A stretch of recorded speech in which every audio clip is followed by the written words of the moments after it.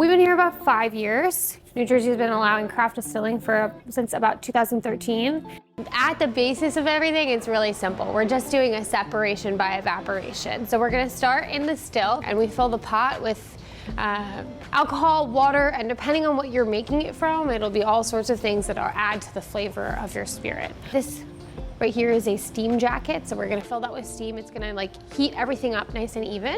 And then as it heats up, the alcohol evaporates at 78 degrees Celsius and the water evaporates at 100 degrees Celsius. So the water will be left behind and the alcohol will evaporate.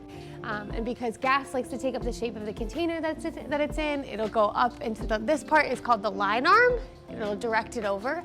And we'll either go into the column, which we only do if we're making vodka currently, or it'll go into this silver column here, which is called the condenser.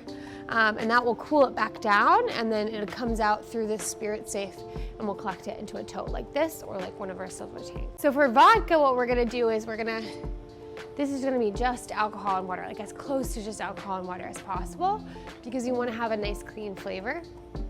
And that's corn-based. Instead of going straight over into the condenser, we're gonna go into this part here, which is called the column. And each one of those windows, there's a plate.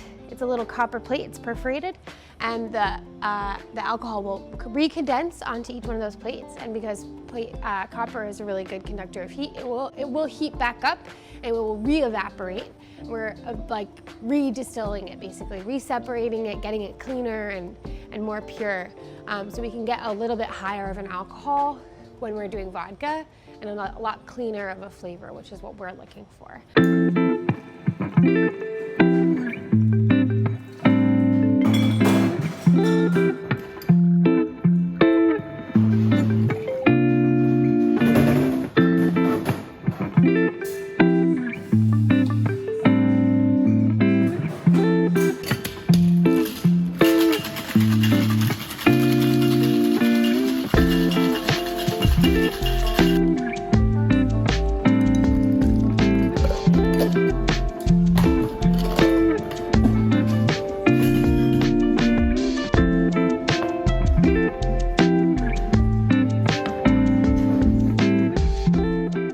Gin it's like the world's first flavored vodka. Basically, when we're making a gin, we're gonna start the same way. We're gonna put all the alcohol and the water in here, and then we're gonna add all of our botanicals. So we have juniper and coriander. Those two will almost always be found. Juniper will always be found in a gin, and juniper and coriander is in almost every single gin that's out there on the market. And then we also have lemon and orange and lemongrass and cardamom, borage and angelica are our other botanicals that we put in there. And they basically take a bath for about an hour. Our gin is like a new American style. It's got some citrus to it. You're definitely gonna taste the juniper. It's got some citrus to it. It is a little bit more, I think it's a little bit more approachable than some of the other gins that are out there. Every flavor has an evaporation point. So it's kind of cool. You don't really get to taste the gin as it actually is until you've let it kind of like mellow together later in the day.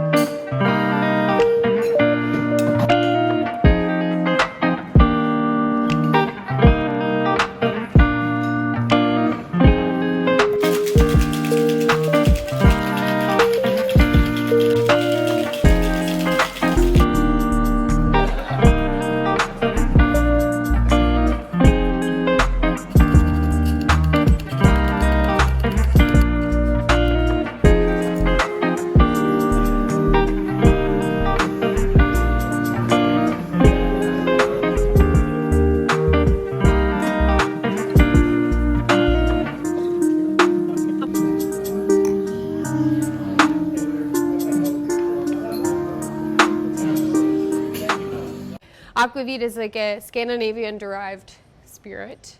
That's where they do traditionally drink it. It's got flavors. Instead of the juniper and the coriander, your primary flavors are going to be caraway and dill. We also have fennel in here, a little green apple, rose petal, anise. We got a little bit of star anise, so it's got a little bit of a licorice flavor, a little bit of herbaceousness to it. I also get like a little bit of breadiness as well. It's made the same way as gin, it just has different ingredients that flavors it.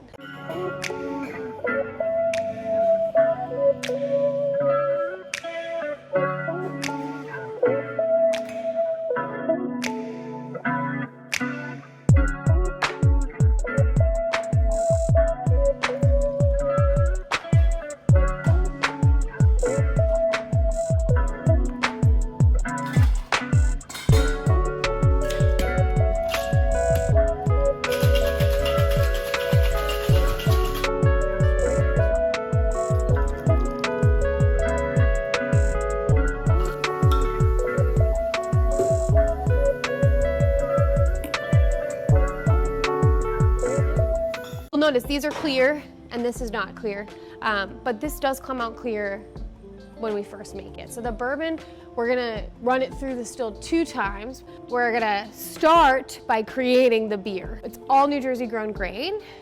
They pack it up, they bring it up here. We throw it in our mill, and the mill will carry it up through an auger to the mash tun, which is that like big silver ton over there. We'll add water, we cook it like an oatmeal. We're basically trying to convert the starches into fermentable sugars. We'll do 2 brews in a week.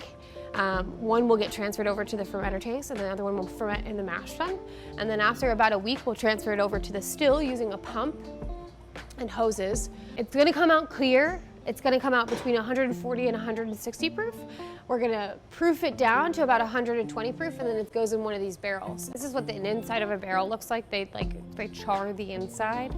And so this is porous, and so some of the alcohol is gonna get seeped into the wood, and it's gonna extract all the sugars that are in there. That's what makes it kind of sweet. It's where you get all those vanilla flavors. It'll extract those flavors from the wood, and then it kind of like gets pulled back into the barrel, and it extracts a little bit of this char, which will filter it out and clean it. But that's where it's gonna get its color from, but it's also gonna get a lot of its flavor from the wood itself.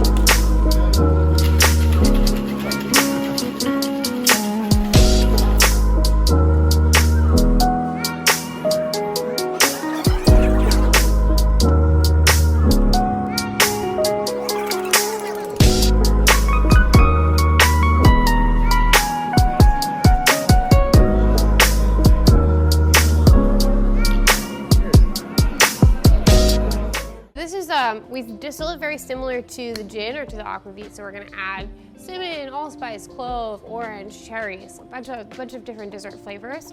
We're gonna put them in the still and distill it, and then we're gonna add our almond, and our pistachio after the fact. So like we were talking about flavored gin, this is like a flavored spirit. We also add some sugar, which makes it a liqueur. We've invested in a really, really great filter. It's a reverse osmosis filter. We collect a bunch of water, and that's what we do to use all of our blending so that our spirits kind of speak for themselves.